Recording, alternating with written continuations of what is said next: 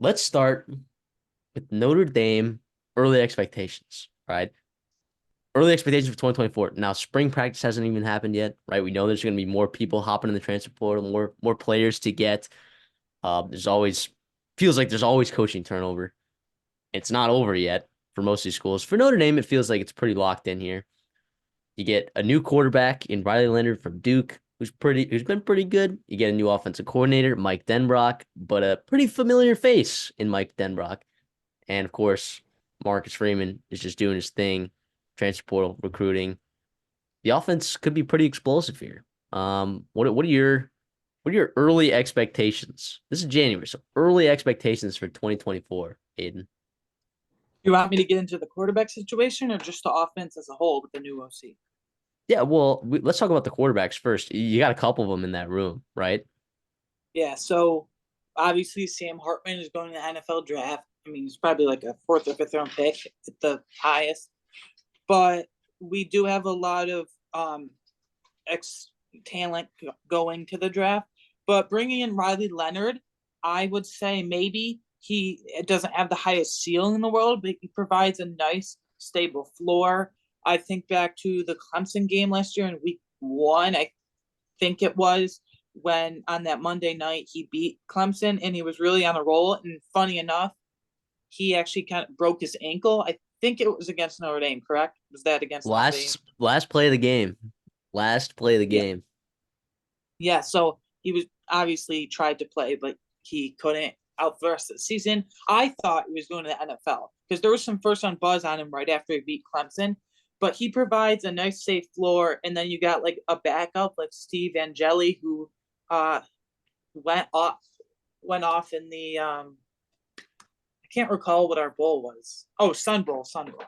He went off in the Sun Bowl, and then third string looks like is Kenny Minchie slash CJ Carr. Now, I hope this is the last year where Marcus Freeman brings in a transfer like Hartman and then Riley Leonard. I hope we can develop someone for next year, whether it's CJ Carr or Kenny Minchie. But since Deuce Knight is coming in 2 years in 2025, I'm pretty.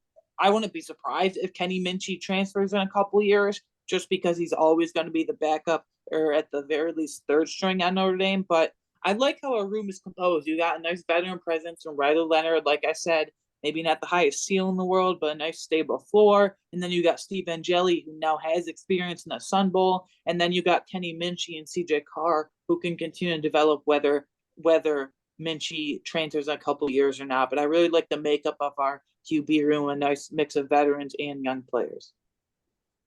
Absolutely. This next question is for Christopher, right? So Mike Denbrock, and actually Aiden, I'll ask you this as well. So listen up. Mike Denbrock, he actually used to be offensive coordinator at Notre Dame in 2014. Yep. You remember those were the Everett Golson years, Will Fuller, CJ Yeah. Procise, Corey Robinson. There were Pretty some good. dogs in that 2014 team. They were scoring a lot of points. So Christopher, what do you think Mike Denbrock adds to this offense? You think this is like you think this is an upgrade over Jared Parker, Christopher?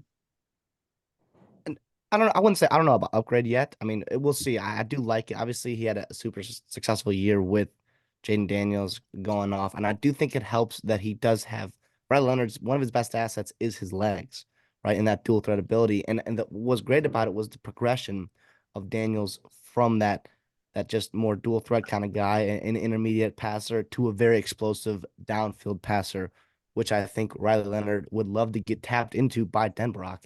We saw the development that happened with Jaden Daniels. Obviously, Notre Dame fans like Aiden, I'm sure, are really excited about the potential of pairing them up. And obviously he's been at Notre Dame. He went over with Brian Kelly when he went down to LSU. So he knows Marcus Freeman back from Cincinnati as well. So we'll see here. I think it's very interesting, and I think he's got a pretty loaded quarterback room. I think the wide receiver talent kind of got overhauled. You're bringing in 5-star. I think Cam Williams. You're also bringing in some transfers. We talked about Kris Mitchell. We talked about Bo Collins and guys like that.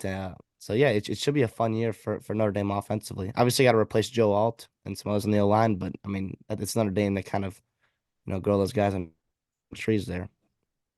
Aiden, what do you think about Mike Denbrock?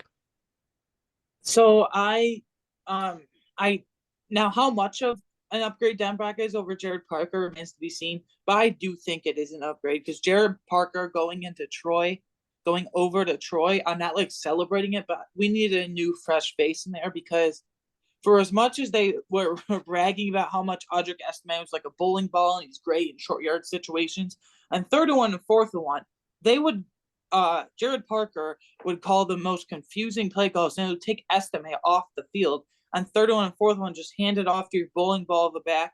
I situationally, end of half, beginning of half, those short yardage goal to go situations, 3rd-1 and 4th-1, like I mentioned, I feel like is where he was lacking.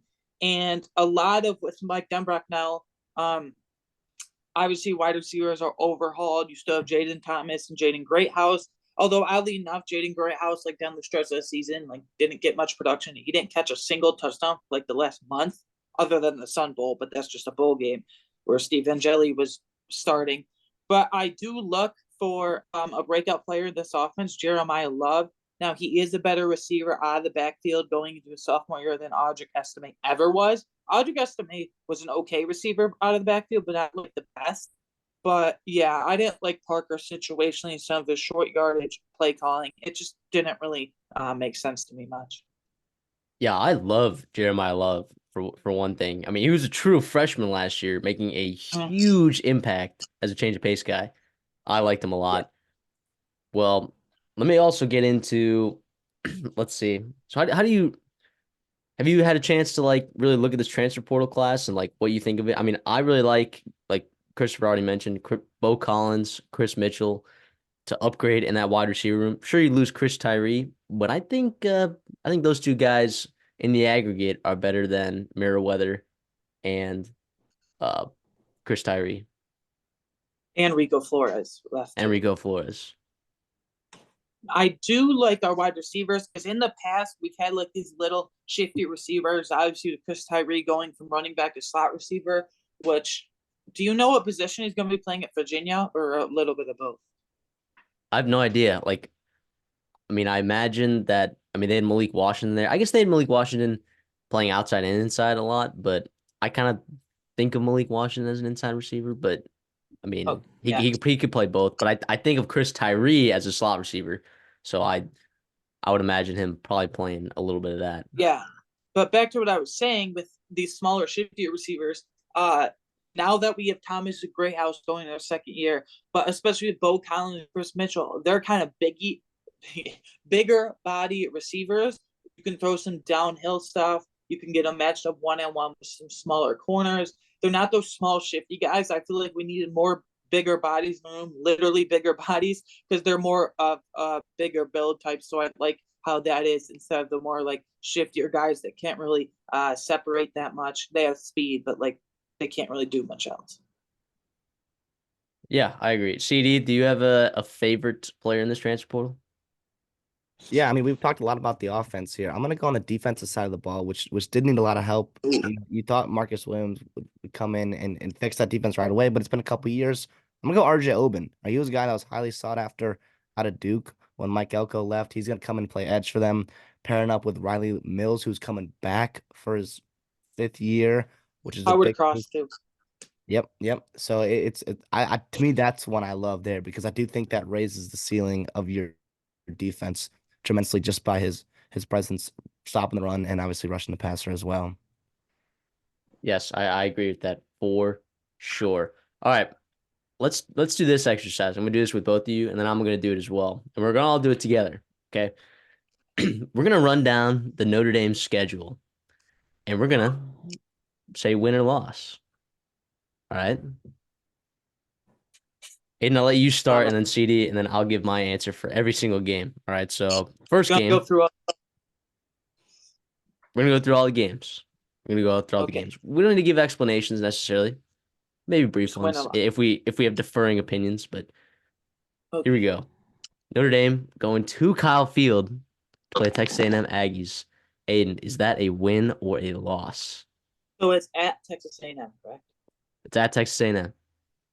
So I feel like this could be a sneaky one. First year with Mike Elko. I feel like Mike Elko is a really underrated coach at Duke, and I feel like he can kind of right the ship, if you will, Texas A&M. It's not like they were terrible, but like they haven't really met expectations in the SEC. I am going to go Notre Dame, but I could see this one being sneakily an upset, not in favor of Notre Dame. I'm going to go Notre Dame though. CD? Maybe I'm just, getting caught up in all the transfer portal success that Mike Elko has had there down in Cal Field. I'm gonna go A&M here. I think at home that place is gonna be rocking. Year one under Mike Elko. You know more than anybody, Matthew, how loud and how hard it is to come into an environment like that. In Texas A&M, and we'll see a healthy Connor Wigman, good offensive staff, good defensive staff, really talented playmakers on both sides of the football. Even though A&M lost a lot, they brought in a whole heck of a lot more as well. And with good coaching over a whole offseason, I think it could be a pretty dangerous team. That's fair. Yeah. I'm a big Mike Elko fan, so that's why I said it could be a sneaky upset. Yeah, but Yeah, the line is under 2 anyways. Like it's yeah, pretty it's basically a pick 'em. Like it's 50-50 here. I'm gonna go with the Aggies because I mean their home record against now we'll see if Notre Dame's an AP top 25 team at the beginning of the season, but they are electric against AP top 25 teams at home.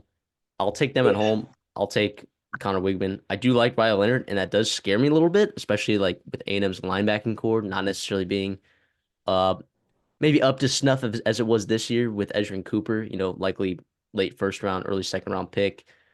It'll be interesting to see what Riley Leonard can do when he gets out of the pocket. Next game, Northern Illinois. I mean, that's a win, right? We wins all around we there. can all agree, probably. All right, we don't need to go into that one. We love That's a Thomas win. Hammock though, but you're moving into the out of the Rocky Lombardi era with Yeah, you're NIU, moving. which is Yeah, exactly. Exactly. Next, you go play Purdue in West Lafayette. So at Purdue. How do you feel about that one, Aidan? Okay. Is it still Hudson Card who's there, or did they get a new quarterback? I believe it's going to be Hudson Card again. Okay. I feel like Hudson Card going from Texas to Purdue. This was his first year, right? Or was it his second year there? This is his first year. Yeah, they did have a feel like- really nice receiving core, and they lost a lot in that receiving Yeah, core. I feel like Devin Mockabee didn't live up to expectations. I feel like Hudson Card in and of himself didn't live up to expectations. I feel like a lot of these Notre Dame away games are going to be closer than people think. But I am going to go with Notre Dame, but it's going to be really, really tight. I wouldn't be surprised if, like, as we get closer to the season, I do pick Purdue. But at very early stages right now, I'm going to go with Notre Dame. I just don't think Purdue's brought in the transfer portal talent and has the coaching that Notre Dame does. CD? Yeah, these teams typically play each other pretty hard. It is a rivalry in state in Indiana. I'm gonna go Notre Dame here. I do like what Ryan Walters is doing at Purdue, but you mentioned they lost a lot in that transfer portal, and a bunch of guys going to A&M, a bunch of guys going to the SEC as well. I do think Notre Dame's a legit, top 15 team this year. This is a game they have to win at home if they want to be competing for those at-large spots in the playoffs. Yeah, I'll agree with all of you guys. I think Notre Dame takes this one pretty handily. I don't know if Hudson Card's going to be able to handle. I think the defense will be a little bit more improved on Notre Dame's end. So I think it'll be better. Even when he was back to Texas, when he came in for those couple games when Quinn Ewers got injured, I've never really been like a big Hudson Card guy. So. Yeah, exactly. I can see improvement, but not enough to beat this team. Mm-hmm. Then the Miami Redhawks travel to Notre Dame, the defending MAC champions. I hate to pick against the Redhawks, but it's got to be Notre Dame, right? This is the first, like, other than Northern Illinois, I'm like confident in a blowout for this one. JD, you're the same way? Yeah, I'd go Notre Dame here. Although we love Miami, we love them in the MAC there, but the talent gap here is too significant. Yeah. Yes. Then Louisville travels to Notre Dame. Revenge game for Notre Dame.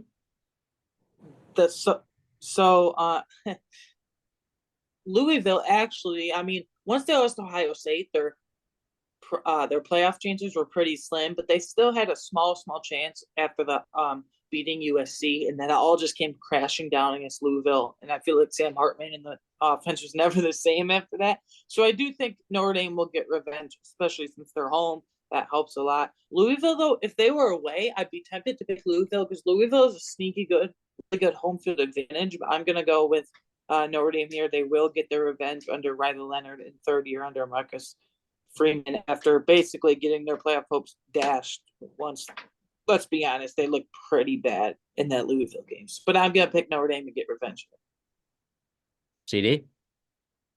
Yeah, this is a really interesting match, but I really like what Jeff Brom and Louisville did on the offensive side of the ball, especially in that transfer portal.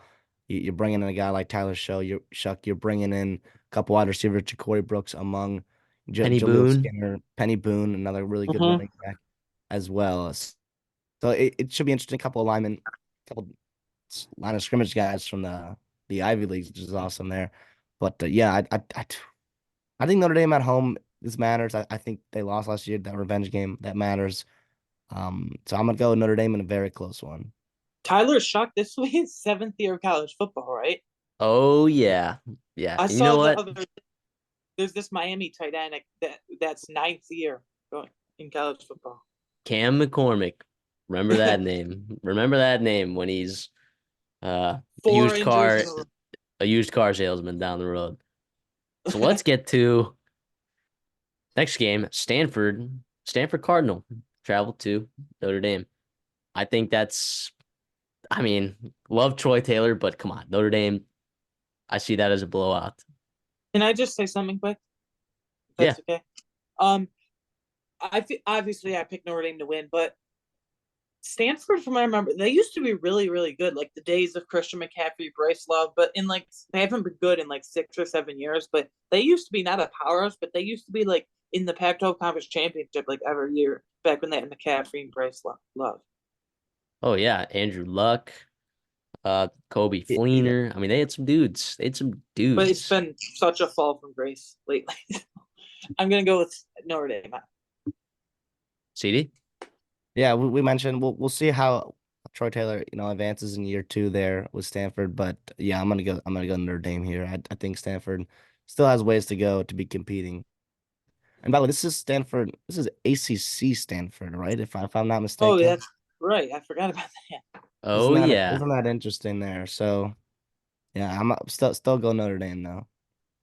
Yeah, me All too. right, I will as well. Give me so next game, Notre Dame travels to Mercedes-Benz Stadium to play Georgia Tech. It's not a Bobby Dodd from what I'm looking at right here. Is Haynes King That's gone, or is he still gonna be there? He's Haynes still King will there. still be there. Haynes King will be there. They got they had some guys there. They went 6-7 this year, or Yeah, sorry, 7-6 this year with the bowl, capped it off with the bowl game victory over UCF.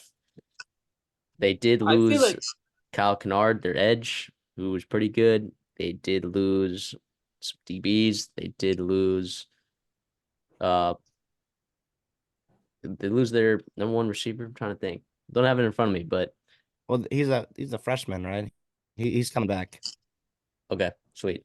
So Eric Singleton, I believe. I will take I'll take Notre Dame. What about you, Aiden? I'll take Notre Dame, but I will say I don't know if this will translate to next season, but I will say I feel like Georgia Tech, Haynes King in particular, more specifically, had a really like underrated hot finish to the season. Like I feel like he was playing really good in his first year at Georgia Tech, especially the last month of the season. Yeah, absolutely. So yeah, I'm taking Notre Dame. Next Me game, too. Notre Dame playing against Navy at MetLife. I know that's a rivalry and everything, but I'm gonna go Notre Dame. They like never lose to Navy. Like I know it's a really like traditional rivalry, but I'm still gonna go Notre Dame. CD. Yeah, same here. I love that, Aiden. Yeah.